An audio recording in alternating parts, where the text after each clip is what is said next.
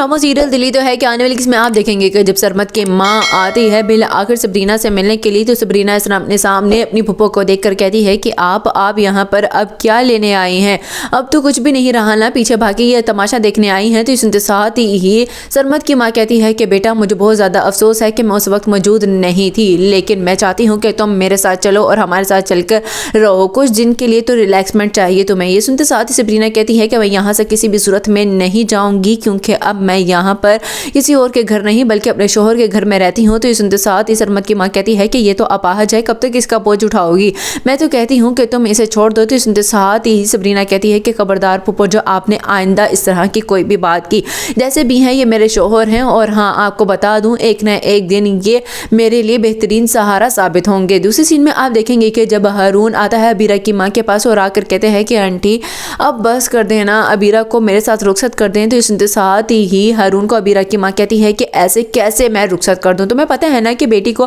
4 चीज़ें देखकर ही रुखसत किया जाता है, और मैं अकेली करने वाली हूँ, अब तो सबरीना भी नहीं है। ये सुनते साथ ही हारून कहते हैं कि सबरीना को आप अभी भी याद करती हैं, जबकि आप जानती हैं कि उसने क्या किया है आप लोगों के साथ। ये सुनते साथ ही अबीरा की माँ कहती है कि देखो हारून, ये हमारा पर्सनल मैटर है, इसमें तुम ना ही बोलो तो ज़्यादा बेहतर होगा। ये सुनते साथ ही हारून कहते हैं कि सॉरी, मैं भूल गया था कि मैं आप लोगों का कुछ भी नहीं लगता हूँ, शायद एक खोखला सा रिश्ता है आपके साथ। लास्ट सीन में आप देखेंगे कि जब मोहित देखता है कि अब सबरीना उसके कमरे में नहीं आ रही है, तो आवाज़ें लगाना शुरू कर देता है। इतने में आती है मोहित की माँ और आकर कहती है कि क्या मोहित तुमने शोर लगा रखा है, सबरीना को आवाज़ें क्यों दे रहे हो, बताओ क्या काम है। तो इसके साथ ही मोहित कहता है कि मुझे अभी के अभी सबरीना को ही काम बताना है, किधर गई है वो, क्या अपने पुराने आशिक के बारे में बैठ कर सोच रही है, आंसू बहा रही है। तो इसके साथ ही मोहित की माँ से कहती है कि बस मोहित बस, मैं मज़ीद तुम्हारी ज़ुबान से इस तरह के अल्फाज